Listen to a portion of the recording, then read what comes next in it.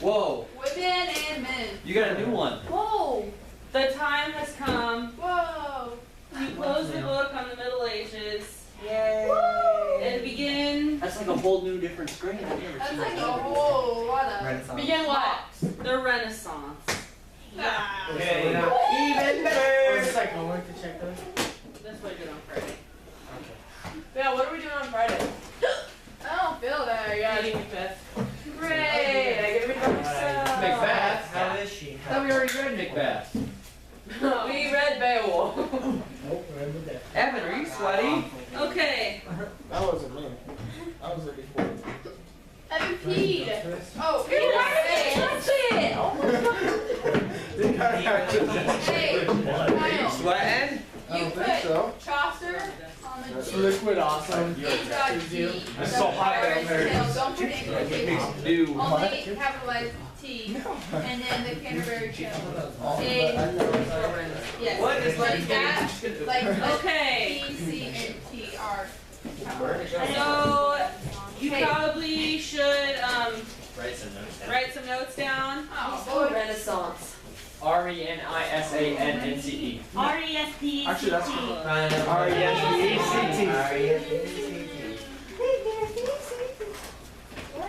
I was close. I was close. Somebody knows the word. What chair? No, it goes like that. It's an acronym, yeah. Oh, but Eric, do you want me, brother?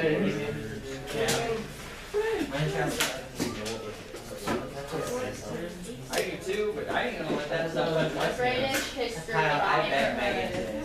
Okay. Whoa. Oh, I thought there was a whole book about Renaissance. It's just literature.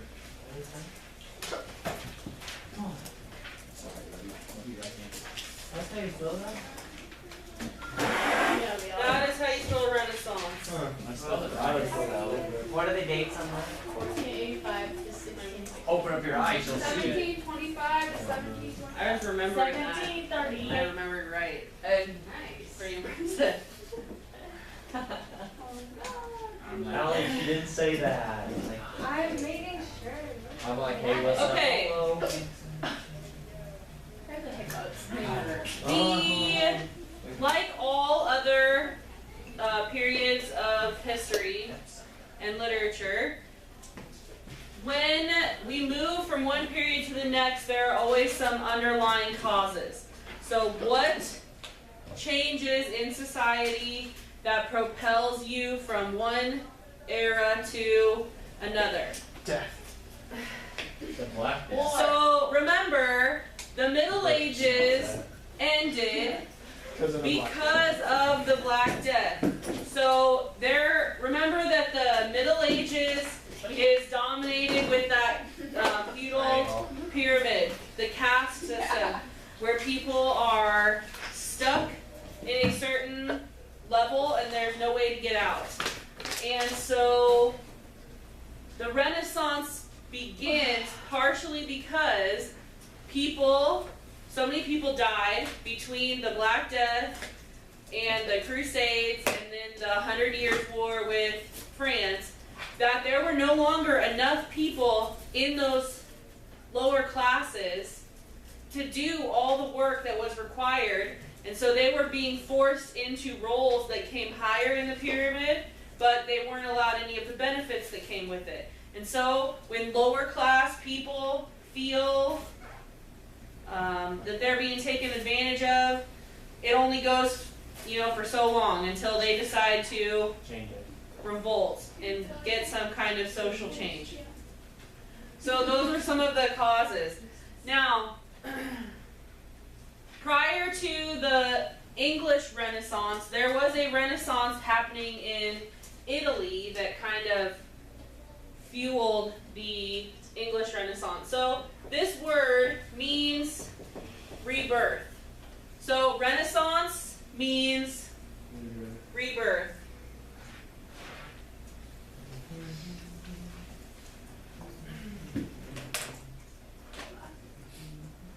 It says that, this is funny, the Middle Ages did not end at 11:59 p.m. on a certain night in 1484, nor did the Renaissance begin at 12:01 a.m. the next morning.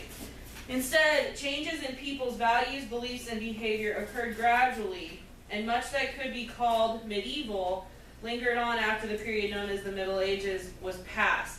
But as a whole, people's thought process changed. So when we talk about rebirth, we're talking about a new, more open view of what was art, what was expectations of your government, what constituted credible information. And as the periods progress, those things change because we have new inventions and new discoveries in science, and those discoveries encourage people to change their way of thinking. So, something that helped shape the English Renaissance is the Italian Renaissance.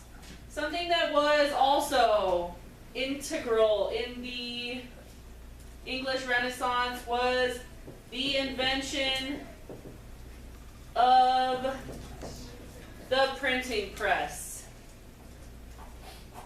By, anybody know who invented that? Shakespeare. Ben Franklin. Oh. We're still a little Leonardo bit, DiCaprio. we're still, John. Johann Guam. Gulag. Gutter. Gutenberg. Gutenberg. okay, Johann Gutenberg. What country do you think this name comes Germany. from? Germany. So he was a German, and he invented the printing press in sometime in the late 1400s. Gutenberg. Okay, this is a very important invention because prior to the invention of the printing press, how did people get books reproduced? They had to write it down. So you take a book, I don't know, this is a relatively large one, Oh my god.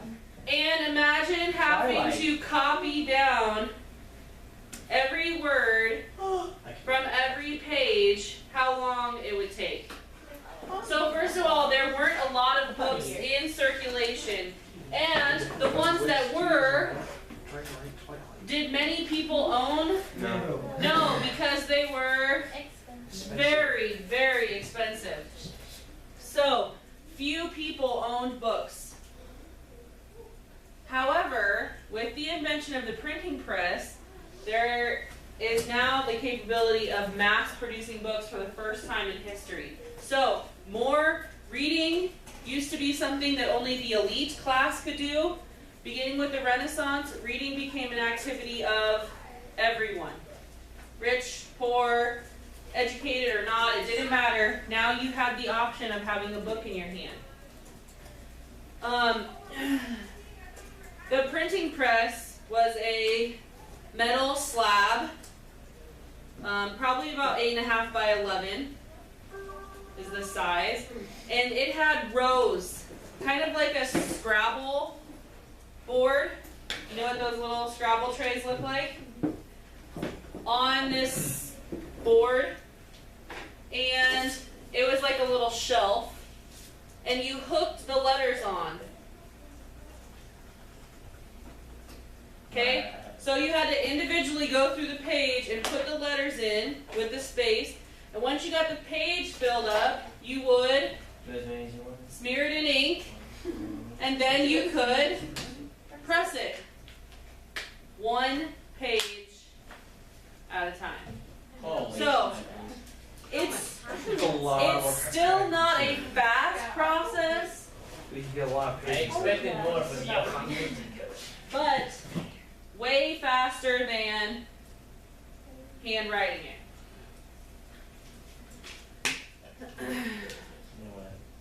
No Okay. way. Johann Gutenberg. Next part. You can recover. Humanity. A new Ew. way of thinking that is called humanism.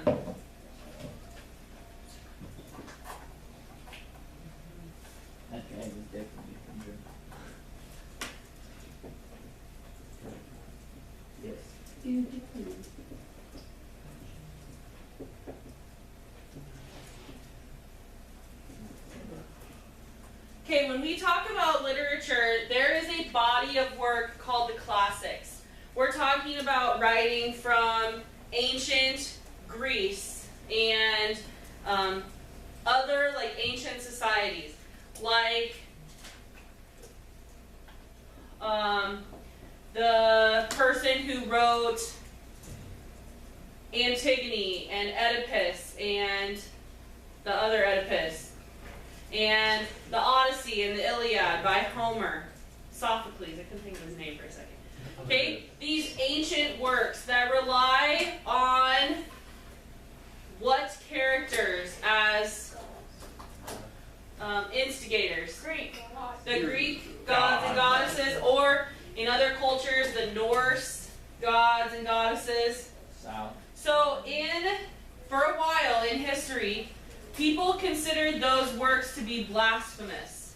That if you were going to read those stories, that meant that you didn't believe in the Christian God.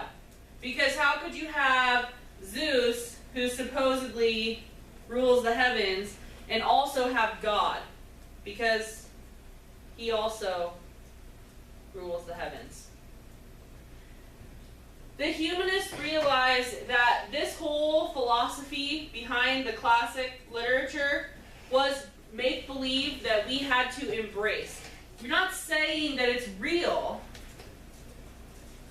but you have to appreciate those works for their significance as literature only. Not as real life, just as literature. So the humanist movement, okay, this is the thought process, but humanist is the adjective form, okay? Wanted to harmonize the Bible and the classics. Find a world where all of us can play nice together. And the leader of this movement's name was Erasmus. Ooh.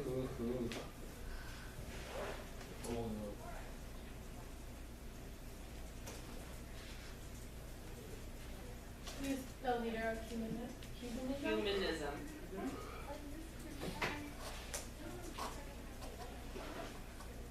Erasmus. Wish I could have a cool name like Johann Gutenberg or Erasmus Change it. or Renaissance. Good. Oh, quit, baby. What did you say? Are you talking to me? Welcome Hey, to Bulgaria. Yes. For the yearbook, we should do like Welcome to Bulgaria. sweetheart, high school My name sweethearts. is Johann. Okay. How to do it. I'm erasing. Welcome to Bulgaria. To get married? You too. Together. Yes. They're different people. Guys are acting like fifth graders. Sorry about the Gutenberg. Burn. That hurts. Okay. Another major change happening in Europe that affected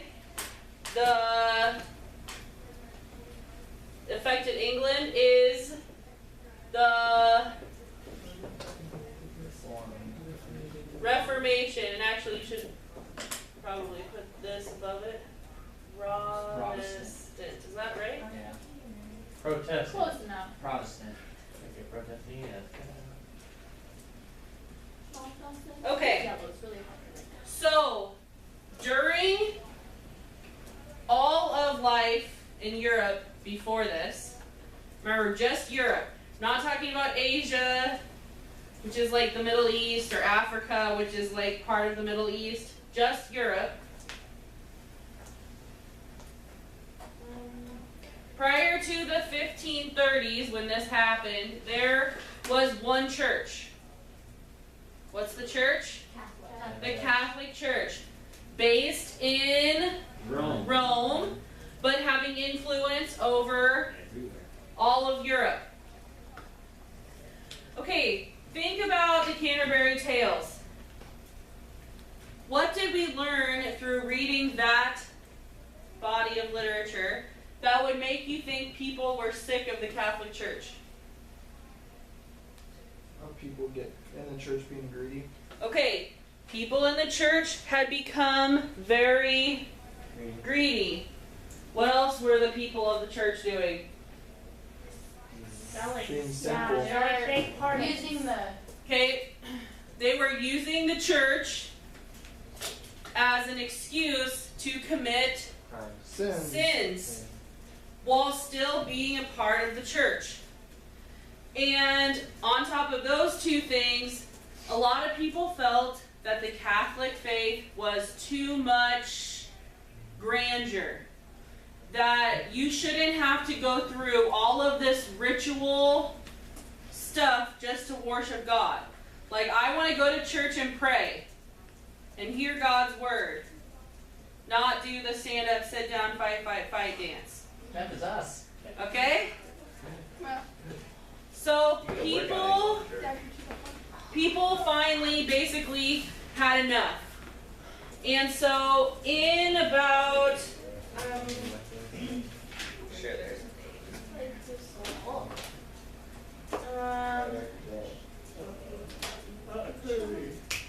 well, it's when Henry VIII is the king. So in a second I'm going to show you a list of kings, but Henry VIII That's a lot of Henry. got power hungry and decided that he would he wanted a divorce to marry a different woman. Henry VIII was married 6 times. Oh my God. When we get to him, I'll tell you a little riddle about him to remember his wives. But anyway, he wanted a divorce, and of course, in the Catholic Church, can't get divorced. no divorce, not even if you're the King of England. So, in a fit of rage and power, he cut ties with the Catholic Church. So that the Pope, because up until this point, the law of the land comes after the law of God. So papal law, meaning the Pope, laws of the Pope, ruled every citizen, including the king. And Henry VIII says, no more. And he formed his own church. So he still believed that religion should be a part of government, but it would be a church that he wanted, not just the Catholic Church. So Henry VIII forms the Church of England.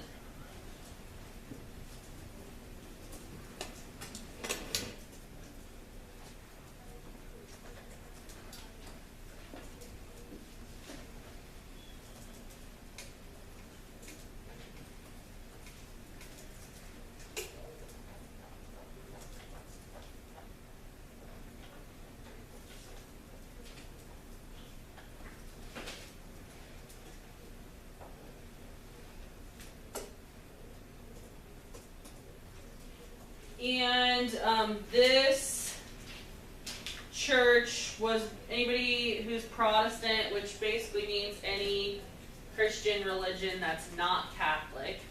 Anybody know the name of the guy who was responsible for it? William III. Connor Kaplan. I could guess anyways. That was like the first Martin Luther. Yeah, Martin Luther, yeah. What is that, like an H or an arrow? That's an error. Looks like an H. You can't tell me it doesn't look like an H with like a bad hump on its back. What? So Martin Luther Was was Lutheran church. like the Lutheran Church.